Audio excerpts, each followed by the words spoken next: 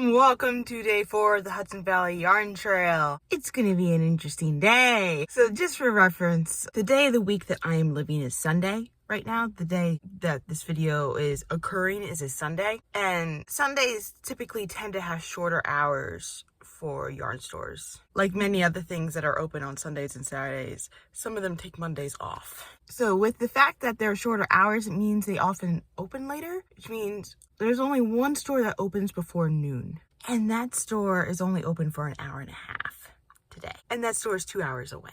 I'm gonna try to hit all the stores today. I don't know if it's gonna happen because that store is also like about an hour away from all the other stores I have to hit. And the store that I was planning on putting on for last because it's open latest, which is a risky game to be playing, isn't open tomorrow. So it might not be my last store today. I want to make sure that if I end up not visiting all the stores today, that I at least leave a store that is open for tomorrow as the one that I don't visit. But the goal is to visit them all. That is the goal. I actually ended up getting a muffin a couple days ago, so I just had breakfast real quickly in my room. And we're just going to put on some nice energizing music and just ride. I just came out of Woolworth. It's a cute little store. So the way that the store is actually set up, it's part of a inner market. You enter this market and then the store is one of the permanent stalls inside the market, which the person who was working there, Layla, she mentioned that it's actually fun that way because when there's a slow day, there are other people around to make it go not as slow instead of just being by yourself. Which honestly, I imagine with this store, if you're sitting there by yourself, it can get quite boring. I got a little bit of a taste of things. They had some stuff that I hadn't seen before, and one thing that actually caught my eye that I've seen and it didn't catch my eye until now. This here is the Murky Depths Deep Sock. So it's like a sock yarn. This color is called the wading pool. This brand had a little bit of odd names. I don't typically think of a wading pool as light green, but I love this color. It's like nice and soft. It's merino wool and nylon. Yeah, it's super squishy. These two are for sale. So it's Gettyfra Arborita. It's kind of like this taupe color. It's pretty soft. Feels like cotton polyamide mix. Yeah, it's 100% cotton. That's why. Like, I like the texture a lot more than I like the color. The texture is amazing. I ended up getting two because I didn't think one was enough to do anything with. This here is Old Long Farms wool. It's exclusively available at Woolworth, so something I can only get here. A small batch from 2021. So this is 100% Shetland wool. The sheep is raised in Callicoon, so it's raised in this town, and then it's spun in Putney, Vermont. So in Putney, Vermont is the Green Mountain Spinnery. I'm assuming this went to the Green Mountain Spinnery to get spun and then came back here to be sold. And there was another local farm. So it's Willow Wool Sheep Farm, 75% Blueface Leicester, 25% merino. This was soft and squishy. This is also another Callicoon one. This color is called Cobblestone right here. This was a Queensland yarn. Yeah, this is a luxury blend of yak down and Australian merino wool. It's super soft and I love the color. And then this is the yarn that I've seen in multiple stores, but I didn't pick it up till now. So this is a Cassia sock yarn. So regardless of the color that this yarn does, it always has this yellow streak in it because it's kind of like the starting round and it promises to produce identical socks. So 75% wool and 25% polyamide. Yeah, symmetric socks. That's where I read it. It's like sometimes I know I read these things and like, where did I read it? That's all I got from there. And also Layla was working on this lovely little scarf. It was kind of like, I think she said it was a rift scarf or a ridge scarf. I don't quite remember, unfortunately, but it had like these green and yellow stripes. And she says that she's got a cool border that's going to come on and she can't wait to get to the border part. That was our visit to Woolworth, and as Layla mentioned, this shop is a little bit farther from everyone else. Like the hardcore yarn crawlers are the ones who tend to come to this one, so I guess I can be considered a hardcore yarn crawler. Anyway, I'm going to do a little bit of Googling to try to check because it is a little bit earlier than I was expecting it to be at this time, so I have renewed faith that I will be able to hit all the stores today. I just came out of the knitting room and it's a delightful little shop. I really like how the yarn is actually set up here. It takes a moment to figure out the setup, but once you figure it out, it's amazing. So there's actually like these little metal hooks that hang to the yarn, and then they're like little metal clips that go through the skein of the yarn and they hold on, so that way it kind of just holds them all there. And some of them are hung very high on the wall, but for those there is a step stool. Like I was actually able to like reach some of the higher stuff for myself, which was pretty nice. I also found some brands here that I've never heard of before or never saw before. So this is from Blue Sky Fibers. I've seen them in other stores, but I've never seen this bundle like this. I think it's pretty cute. Sorry, the person who works here says that it's big enough to make a beanie. This is on John Deere tractor going by on a pickup truck. I got one in that colorway, and this was the colorway that originally caught my eye. Like these nice warm colors like that. And then we have this wool balance. And this orange is like such a vibrant orange. 50% organic cotton and 50% organic merino. That's where the O comes from, it's organic. And then this here is a color wheel yarn. It looks like a kit. This one's called the Sucker Punch sock set. So I'm guessing this is for like the toe and the heel. And then this is for the main sock. Sari told me that this is actually a local dyer in the area. Like her main job is being a lawyer, and then she does this on the side. But this is such a vibrant colorway. I love this. And then I found more Kim Dye's Yarn Roving, which is a very nice colorway. I don't think it's the same colorway that I got at the other store the other day, but I think it's very close. And then there's this other brand I've never heard of before called Cake Wool. And I mean, look at that color. That color is just stunning. Yeah, there's more of it here. Let me see if I can find it. Yeah. There's also this green. It's called gelato. It's like the exact green of my shirt right now. You can tell I have a color I love, right? It's like super soft and squishy. Yeah, this is 100% merino. And then there's another one. This one is alpaca, merino, and silk. I mean, look at that colorway. So bright. And then I got a Kelborn woolen yarn. This is perennial, and this feels a lot softer than a lot of the other Kelborn woolens that I felt. Well, this is probably merino, yeah? Yeah, 60% superwash merino, 20% alpaca, 15% nylon. That's why it feels so soft. There's alpaca in it and nylon. And then I found a brand I never saw before. This is called the Neighborhood Fiber Company. So I ended up asking if it was a local dyer, and Sari said no. This person is a BIPOC business owner who's in Baltimore, Maryland, and she's actually working on changing the base of her yarn. Like the basic, like the color basis will still be the same, but like the materials will be different. Yeah, look at that like colorway. This colorway is amazing. I got another one. This one's called Banksy. It's like just absolutely stunning colors. And this one's from Red Hook, New York. It's Saltkill Farms. I didn't see this when I was in Red Hook. I know I visited the yarn store in Red Hook. This is Aubergine Park, and yeah, 60% wool from that farm and 40% domestic merino. Yeah, there we go. You can see the color better now with the sun. And then this one's called Threadhead Knits Company. Never heard of them before, but look at that purple. Oh my gosh. Called electric purple, and yeah, it's electric, all right. Yeah, it's a superwash merino. I tend to pick up a lot of merino for some reason. I think a lot of it is that's just what's there, but also it just feels really good to me. This one's called Plucky. So this is a Primo fingering yarn. This is called Petal Pusher. It's like such a nice rich purple. They did have a couple variegated skeins, which is something you would expect from a company called Plucky. This here is Cozy Colorworks. I mean, look at that. They had this in different weights. I ended up getting the fingering weight. Oh, I thought this was the worsted. That's okay. Fingering weight was pretty nice. This color is called Coral, and it's super soft and squishy. The last yarn that I got was two more of the Murky Dyers. So this is a local dyer here in the Hudson Valley. Sari told me, or Sari. I'm sorry if I'm mispronouncing your name. This color right here is called Charlotte. It's just a very nice colorway. And this one is called Ghost Rider. So I want to make a ghost with this, or maybe a cowboy. And the last thing I got is this tulle.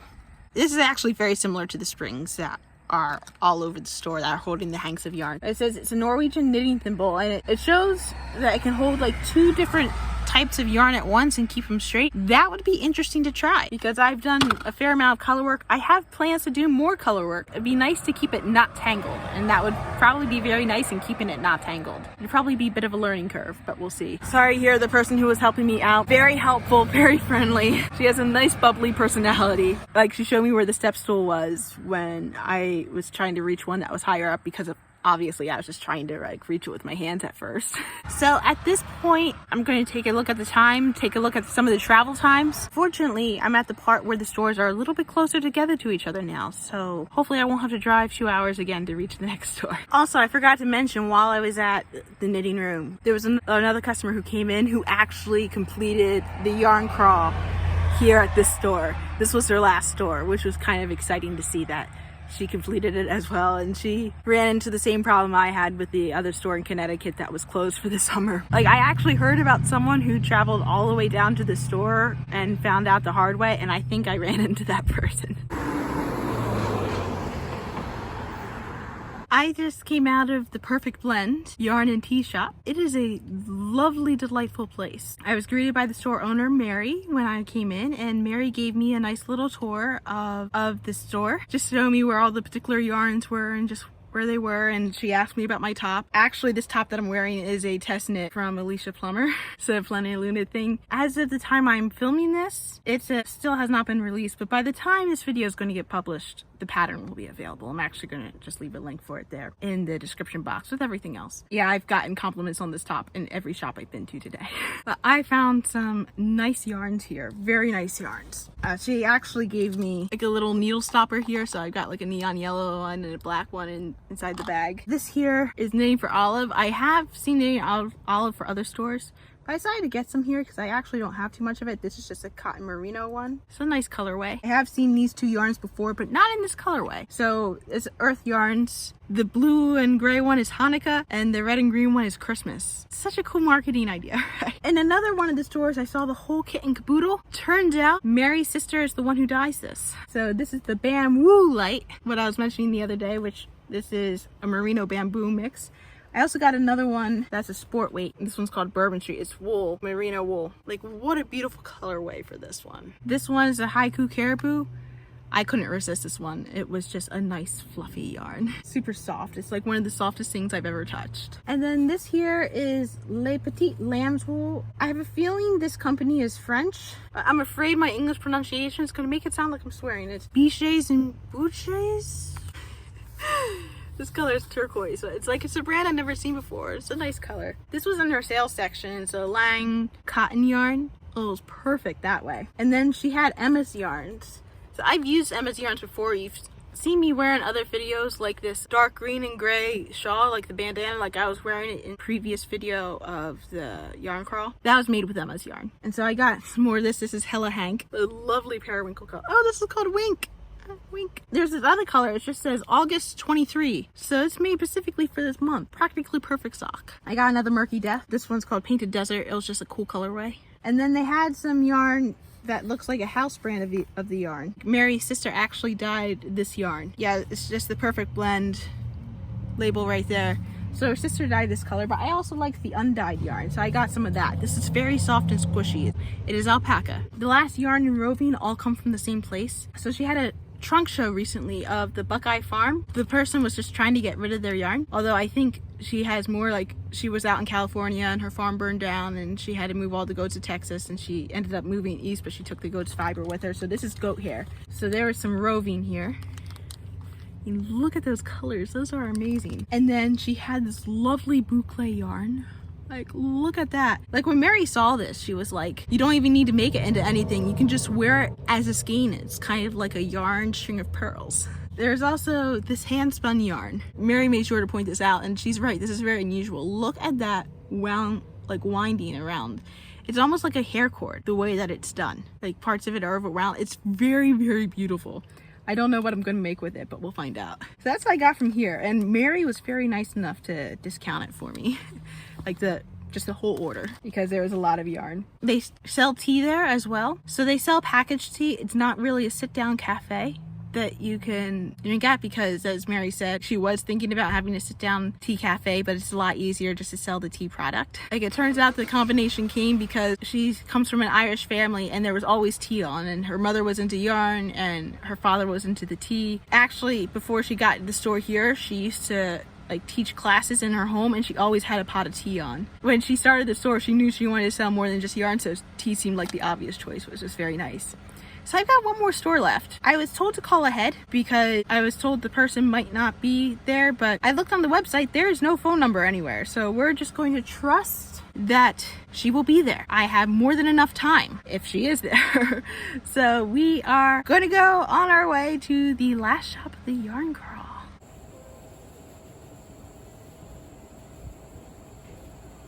I just came out of Fab Yarns, and it is an interesting little store. It's basically just one room. Well, one room is the showroom section, and the warehouse is in the back. And basically, when you arrive, you are greeted by a robot. It's like, hello, welcome to Fab Yarns. If you need anything at all, please press the button and we will come and help you out. Which is like, oh, the AI is here, cool. The person working there, Judy, came like almost 2 minutes afterwards, like, hi, if you need anything. And she had some good music playing. Like, I ended up asking her, well, actually she just volunteered the information, but I told her I was enjoying the music. It's the Joni Mitchell Pandora channel. When I came in, it was playing a Simon and Garfunkel song, and then it played a Beatles song, and I heard like Carole King or Carly Simon song, one of the two. But there were some good yarns here. When I do these yarn crawls, I go for the plan of let me get the brands I don't see anywhere else. Because of that, as it turns out, I ended up picking some discontinued yarns. So I got some of the good stuff. This is an example of one of those discontinued yarns. It's like Mang Moon, which explains why I've never heard of them before. Apparently they were a classic yarn company that was not able to change. I do not know what that means. It's a very nice yarn. It's definitely more of a fun yarn, kind of a silky thing. It says the hometown is Owasso, Michigan. It's also home of the mighty Perrier Marquette 1225 steam engine, the model for the animated Polar Express. This design is also reminiscent of train tracks, so named after our beloved train. I guess Neptune is the train. You would automatically think it was like a water thing and not necessarily a train when you saw this, but fun yarn. It has a pattern for a scarf on a label with 11 needles.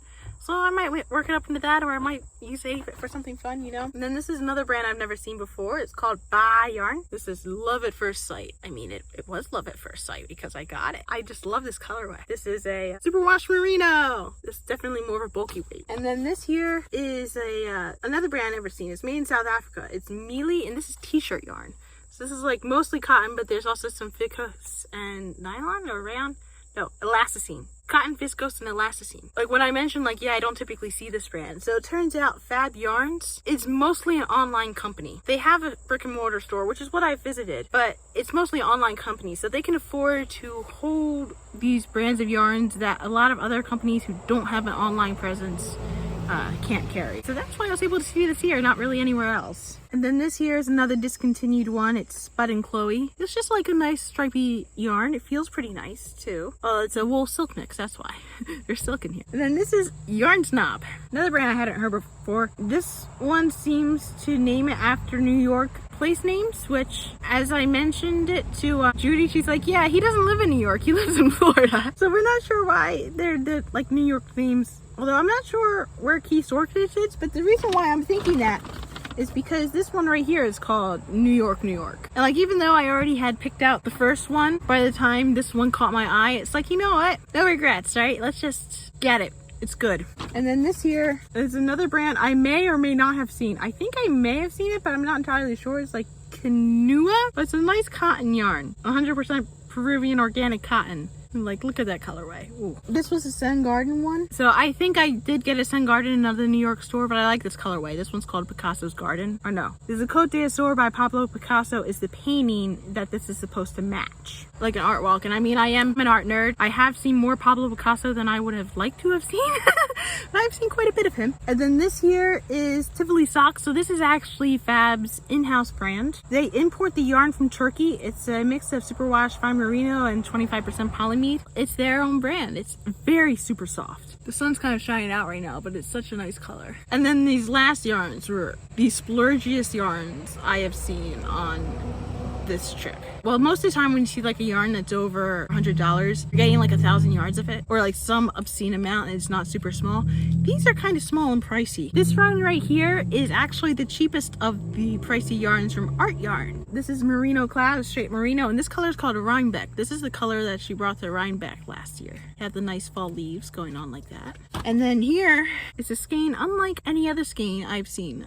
I think the sun's shining out. There you go. This is silk and it's beaded and there are sequins. I've seen the sequins. I have not really seen the beads. It's definitely an artisanal yarn. This little skein, just 50 grams, was $64. Probably because it took a lot of effort to spin it in a way that the beads and the sequins do not move. Whatever I make, this is going to be for me.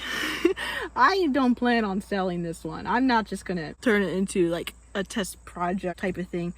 No, I'm going to find a project for that yarn and make it just for me. And then I got 2 books. So the first book is this Jane Austen knits. I am a bit of a Jane Austen fan. There is a limit to how much Jane Austen I can consume at one time. I mostly like the adaptations more than actually reading the Jane Austen stuff herself, although I have read Pride and Prejudice, but there are some designs in here that are nice. And also what's nice about this book is it makes a connection between like the pieces of clothing, and it talks about Jane Austen and knitting and things like that. It provides a little bit of historical background, which I would find pretty interesting. There's also a nice glove pattern in there, which I usually avoid gloves like the plague, but it would be nice to try. And the last book that I got was The Beginner's Guide to Writing Knitting Patterns. I've already got a sense of the type of pattern that I want to write, but I think it will be nice to read this through and start building up my mental encyclopedia for the type of patterns I want to write to make sure that they're readable, you know? So yeah, that is all the yarn, and pretty much the only store I was not able to visit was something that was out of my control. But of all the stores that were in my control, I was able to visit them all. I was able to visit all 4 stores today, which is amazing. Now, at this point, I have to get gas because the needle is very close to empty, and I also need food. So I think I might deal with the food first. I'm just gonna look around in the area, see what's available, but I do see a pizza shop up there, so I just might go for the pizza. Fab Yarns was a cute little place. I'm back at where I'm staying for the night. And then tomorrow it's a ride home, although I'm thinking about taking a little out of the way detour for some more sightseeing. Yeah, overall, like, today was different in that there were actually dead zones. Like, I couldn't actually get the GPS going because I was in an SOS only area, which was not ideal. One of the yarn stores, the knitting room, provided the password to their Wi-Fi, for which I'm incredibly grateful for. That helped me get going. But even in the one spot where I was in a dead zone, it fortunately still showed a map. So I was able to kind of calculate the route, so that way I wouldn't necessarily just be going in the wrong direction and wasting time. Also, in one of the stores today, I was mistaken for an employee. There's like this teenage girl, she brought her parents along, and she was trying to find a match for this yarn, and it was like Lane Impeccable yarn from Michaels. So basically she's trying to find a match for a acrylic yarn, and she walked into the most high-end yarn store you can imagine into it. I was like, well, I'm not an employee, but I will still try to help you. And unfortunately there wasn't really a good match except the cashmere, which that cashmere was like $50 a skein, and it's like, I'm not sure you want to spend that much money as a dupe for the yarn. Yeah, I also told her about Yarn Sub, which was a website I found out about recently, where if you're in a place and you're trying to find a replacement for like a yarn, you can't find the yarn, you can like type it in and you can see what acceptable replacements are. I haven't successfully used it yet, but hopefully it'll help her going forward. And honest, when people do ask me about yarn, it's one of my favorite things to talk about, so I have no problem answering the question. Although I think I cost that store a sale. I more than made up for it with my purchase. After the last store, I ended up finding gas. I had dinner at a diner,